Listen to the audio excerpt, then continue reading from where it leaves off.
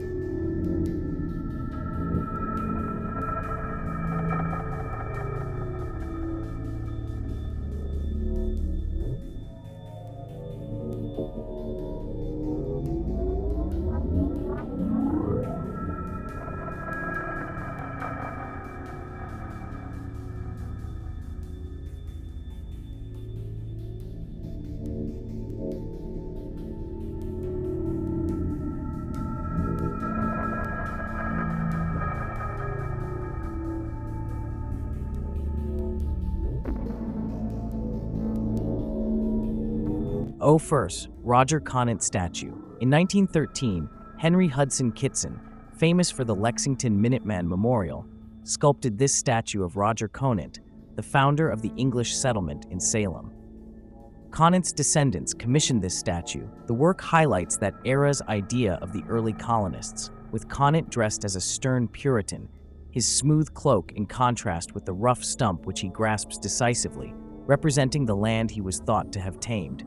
A salter of fish from England, Conant and his wife, Sarah, arrived first in the Plymouth colony. In 1626, Conant led the creation of a new English settlement at Naumkeag, the site of a Massachusetts village. In opposition to the pillaging early history of the Plymouth colony, what little accounts survive of Conant's governance at Naumkeag suggest an uneasy peace with local Native Americans as the colonists appropriated their land. In 1628, John Endicott took over the administration from Conant, changing the settlement's name to Salem. After relinquishing his power, Conant remained active in local and colony matters and farmed in Beverly, where he died in 1679. Second Salem Witch Museum, East Church. During the Salem Witchcraft Trials in 1692, this site was home to Reverend John Higginson, the minister of Salem's First Church, and his adult daughter, Anne Dolliver. Though Higginson largely stayed out of the turmoil, Dolliver was accused of witchcraft and arrested. Although she confessed, she never came to trial. In 1717, the residents of the eastern end of Salem split from Salem's First Church, creating the East Church. William Bentley, a popular diarist who chronicled life in Salem, served as its minister from 1783 to 1819, leading the church to Unitarianism. Between 1844 and 1846, the congregation built a new Gothic revival church on the side of Salem Common and met there for about 60 years before merging with the Barton Square Church, another congregation which had separated from the First Church. The Salem Witch Museum was one of the first in the city to teach the tragic story of the 1692 witch trials. In two exhibits, visitors learn about the Salem and European witch hunts, the evolving image of the witch, and larger issues of scapegoating through history.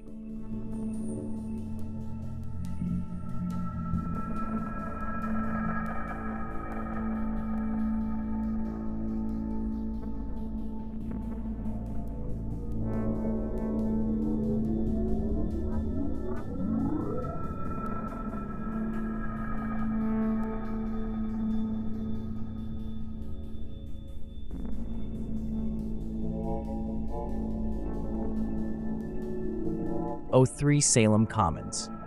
This 8-acre park was originally a swampy piece of land dotted by 5 ponds. Early English settlers in Salem drew upon English traditions by setting aside common land for collective use.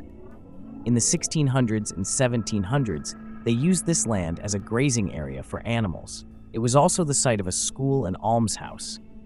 The first muster of the East Regiment of the Massachusetts Militia took place here in 1637, an event recognized today as the birth of the United States National Guard. In 1801, Elias Haskett Derby Jr. oversaw efforts to level out the swampy terrain and plant trees. The improved public space was called Washington Square, and at its west gate stood an archway decorated with a carving of George Washington by noted woodcarver Samuel McIntyre. A replica of this gate can be seen on the Common today. The intricate cast-iron fence was commissioned in 1850, and the Colonial Revival Bandstand was built in 1926 to celebrate Salem's tercentenary.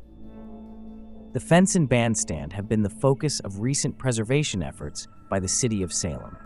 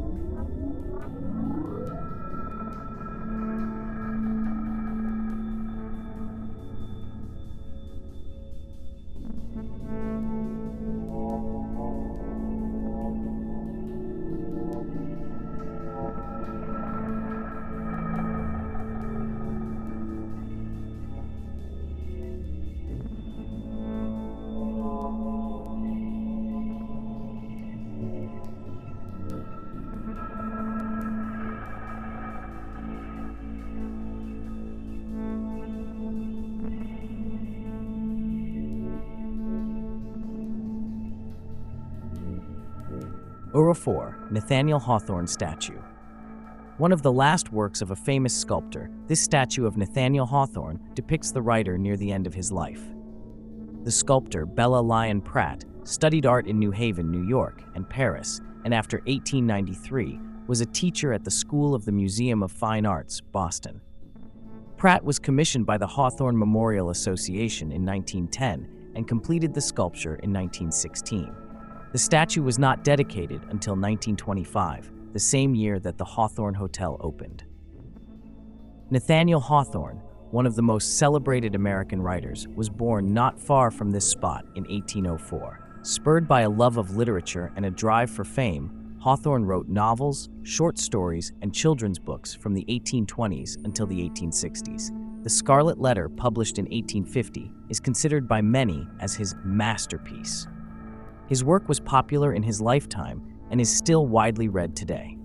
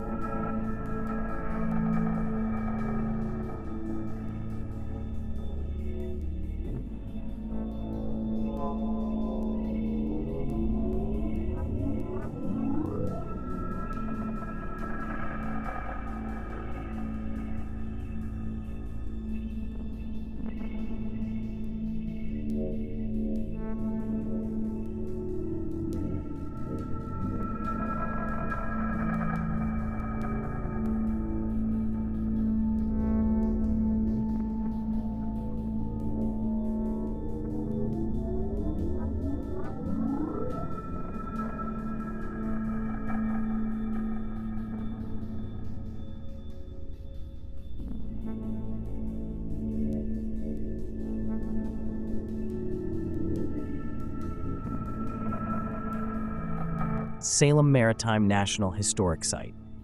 On March 17, 1938, Salem Maritime National Historic Site was the first national historic site established by the National Park Service.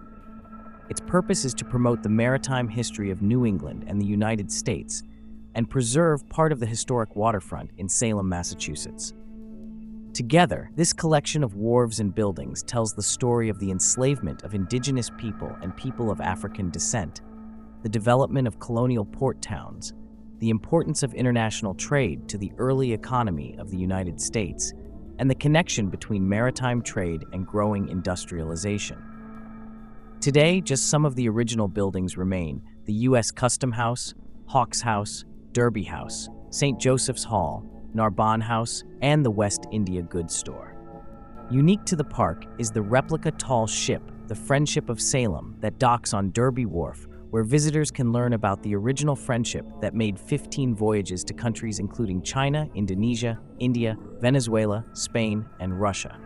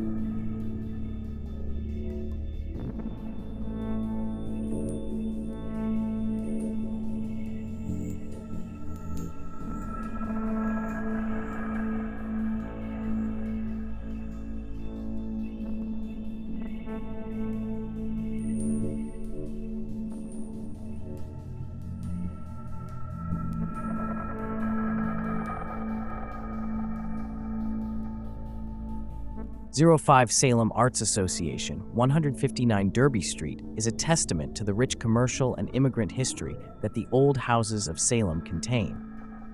Warwick Palfrey, a wealthy merchant, leased this land in 1782 to William May, a paper stamper, who likely built part of the present building.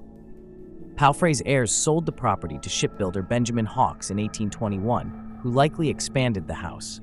Hawks ran into financial difficulties, and in 1844, trader Daniel B. Gardner purchased the house, which he then leased to various tenants. Gardner defaulted on his mortgage by 1850, and for the next 70 years, the property was owned by various Irish immigrant families. In 1921, Victoria and Harry Lisiak, immigrants from Ukraine, purchased the home. The John Franco Society, Assembly 703 of the Ukrainian Workingmen's Association, a social club and mutual aid society, owned the property from 1927 to 1934. From 1987 until 2019, the building served as the law office of Paul Nathan. After his retirement, Nathan invited the Salem Arts Association, founded in 2007, to support and promote local artists, to use the building as its headquarters and gallery space.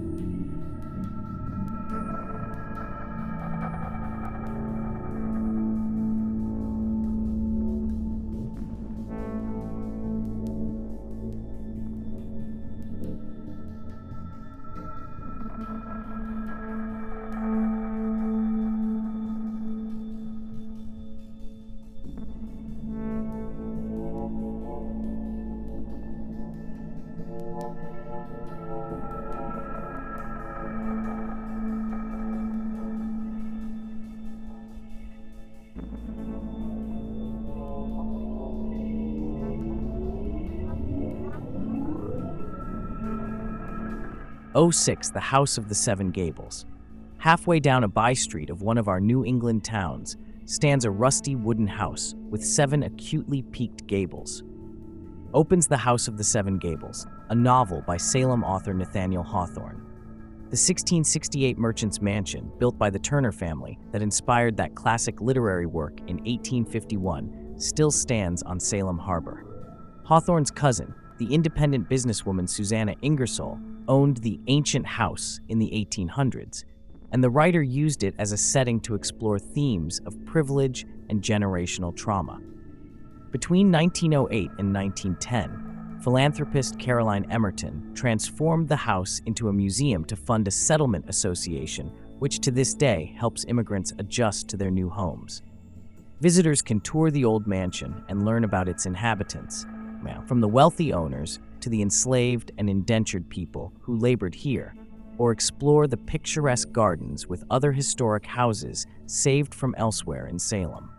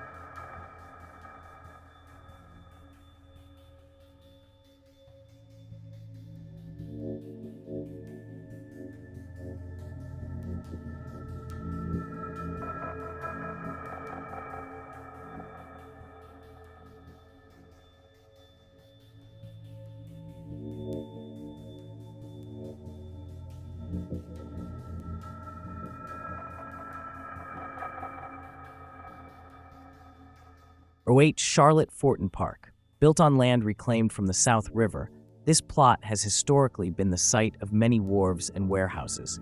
But today, Salem's newest park, 2019, features an events plaza, riverwalk, and green space. The park was named in honor of Charlotte Forten Grimke, a leading social justice activist in the 19th century. Grimke advocated for equality for women and people of color, education for all, and for the end of slavery. Charlotte Forten, 1837 to 1915, was born in Philadelphia to a free African-American family with a multi-generational history of abolitionism. In 1853, she came to Salem to attend a racially integrated girls' school. She lived with the Ramond family, known for their activity in the abolitionist and women's suffrage movements. In 1856, she was the first African-American to attend the Salem Normal School, today Salem State University, to receive instruction in teaching. After graduating, she became the first African-American teacher in Salem public schools. During the Civil War, she traveled to the coast of South Carolina to teach formerly enslaved people. In addition to advocating for and enacting social justice, Grimke also was a poet and essayist. Hey folks, I've got a little bit of explaining to do here in this point of the video. I'm one of those types of people where I've got a timetable in mind, and if the timetable is like starting to go off schedule, it freaks me out a little bit. And I get a little bit rushed, and I get a little bit grumpy, and kind of experience that here at this point in the walk. We're a little bit behind of where I think we needed to be, and I was rushing through things, and it led me to skipping the most important thing in Salem, which is the Salem Witch Trials Memorial here and the burying point. I didn't skip it on purpose, but in my tizzy, I definitely did. And I'd like to apologize to my wife, who pointed out to me I was getting into that mode, and I was able to calm down a little, but we ended up skipping that and ended up heading over to this next stop. So I'm going to show you some pictures and play the information, but we totally skipped this, and in hindsight, I am definitely kicking myself. So once again, honey, I'm sorry. 09 Charter Street Cemetery. The oldest settler cemetery in Salem, the old burying ground was begun by 1637. The town selected a point that jutted out over the South River, and for the next 2 centuries, this patch of earth welcomed many of the deceased of Salem. The earliest surviving gravestone belongs to Dorady Cromwell, who died in 1673. Visitors can see the monuments of notable locals including Eleanor Hollingsworth, Simon Bradstreet, Nathaniel Mather, John Hathorne, Samuel McIntyre, and Susanna Ingersoll.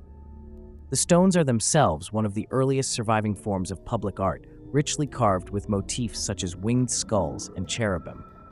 Bordering the cemetery is the Salem Witch Trials Memorial, dedicated in 1992 to the memory of the 25 innocent people who lost their lives in 1692.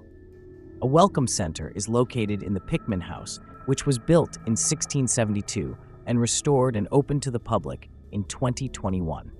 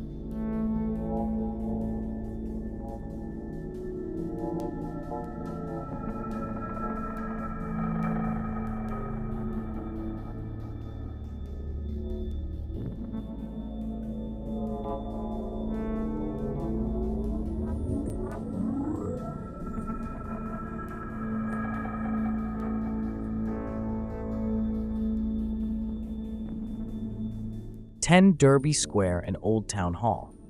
Old Town Hall, built in 1816 and 1817, is the oldest surviving municipal building in Salem.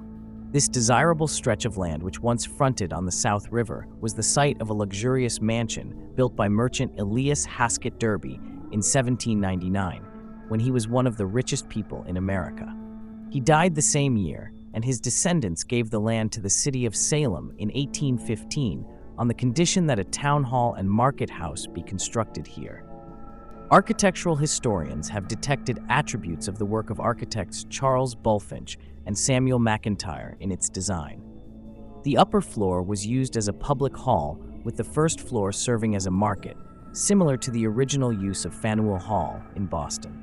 The building housed city offices until 1837, when a new city hall was constructed nearby on Washington Street.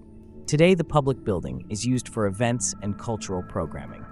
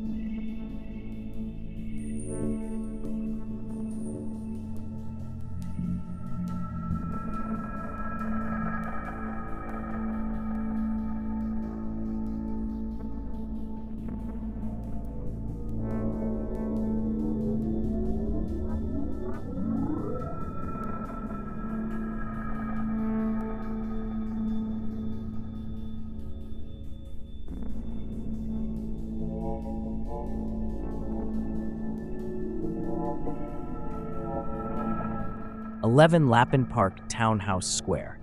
For nearly 4 centuries, this has been the central intersection of Salem, and many important events in American history occurred here in a building called a townhouse. A combination of a courthouse, a meeting place, and school, there were actually 3 successive townhouses built, the first around 1636, the second in 1677, and the last in 1718. The bulk of the witch trials took place in the second townhouse in 1692, which stood in the center of Washington Street to the north. As tensions between the colonists and Great Britain rose, the legislature of Massachusetts was barred from meeting, but in defiance of the law, the delegates met at the third townhouse, which stood at the middle of the square, on October 5, 1774. They established the Massachusetts Provincial Congress. This act of rebellion made war almost inevitable, and 6 months later, the American Revolution exploded in Lexington. Today, this area is known as Lappin Park. One of the most recent additions to the city's landscape is the statue of Samantha Stevens, as portrayed by Elizabeth Montgomery on the sitcom Bewitched. In 2005, the city entered an agreement with TV Land to display the statue. Bewitched aired from 1964 to 1972 and focused on the capers of a witch married to an advertising executive. While the show was set in Connecticut, several episodes in 1970 were set and filmed in Salem.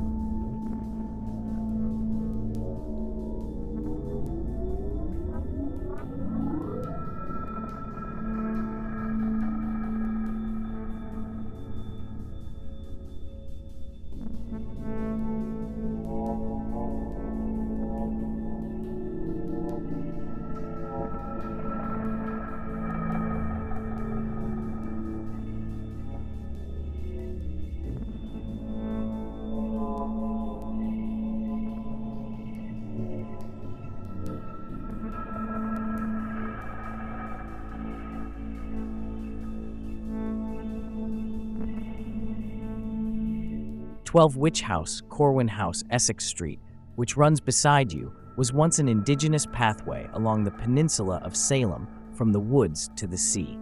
The earliest parts of this house were built in the mid-late 1600s, likely the early 1660s.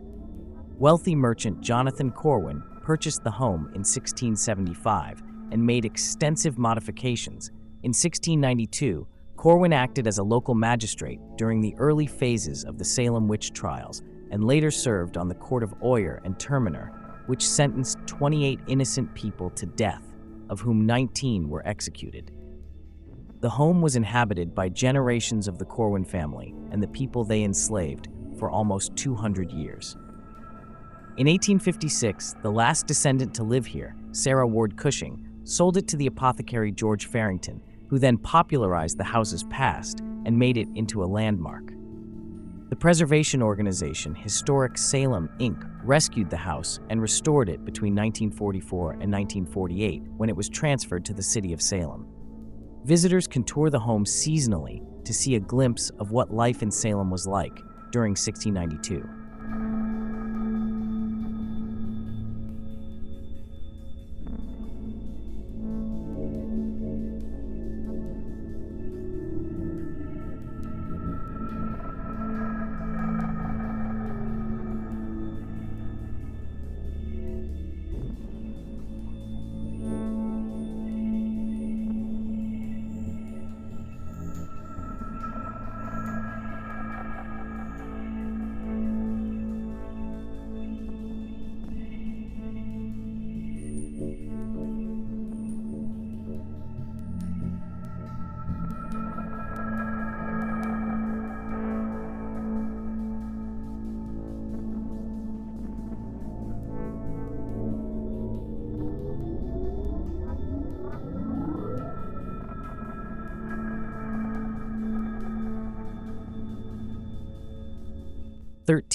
Witch Dungeon Museum site of the early fortifications. The English settlers knew that their presence in Salem immersed them in a web of global conflicts. Fearing reprisals from the indigenous people they were displacing and attacks from other colonial powers, the colony of Massachusetts erected a fort near this spot in 1629. Samuel Sharp came from London with cannons to assume command of the militia. The first fort was probably made of tall wooden palisades, with extensions jutting out to prevent flanking. In the following decades, further fortifications were built along the Salem coast, and a palisade was built along the western end of town. The early feared attacks never happened. The East Church built a chapel on Lynn Street in 1897, and the Witch Dungeon Museum opened in the building in 1979. Visitors can watch a live-action reenactment of a witch trial and tour a recreation of the grim prison where the accused were kept.